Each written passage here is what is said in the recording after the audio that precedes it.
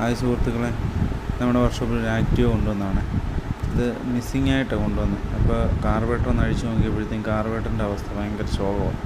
കാർബറേറ്ററിൻ്റെ അകം ഫുള്ള് ദ്രവിച്ച് പോവുക. ഈ അലുമിനിയം പാർട്സ് ഫുള്ള് ആ ജെറ്റിൻ്റെ മെയിൻ ജെറ്റിൻ്റെയും സ്ലോ ജെറ്റിൻ്റെയും ആ ഓഫ്ലൺ നീഡിലിൻ്റെ അവിടുത്തെ ആ ഹോളും എല്ലാം ദ്രവിച്ച് പോകുന്നുണ്ട്.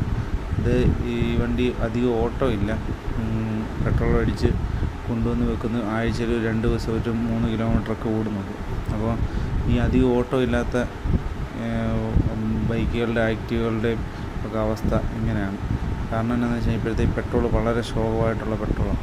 ഈ നമ്മുടെ വർക്ക്ഷോപ്പിൽ തന്നെ കഴിഞ്ഞ മാസം തന്നെ ഒരു 6-7 കാർബറേറ്റർ തന്നെ മാറ്റി. അപ്പോൾ ഇനിയിപ്പോൾ ഈ കാർബറേറ്റർ മാറ്റാനേ പറ്റത്തുള്ളൂ.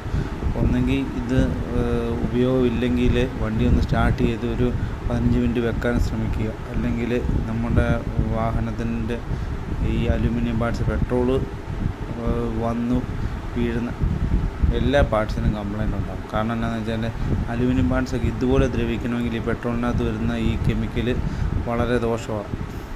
അപ്പം ഇത് മാക്സിമം എല്ലാവരും ഒന്ന് ഷെയർ ചെയ്യുക. അപ്പോൾ മറ്റൊരു വീഡിയോയിൽ വീണ്ടും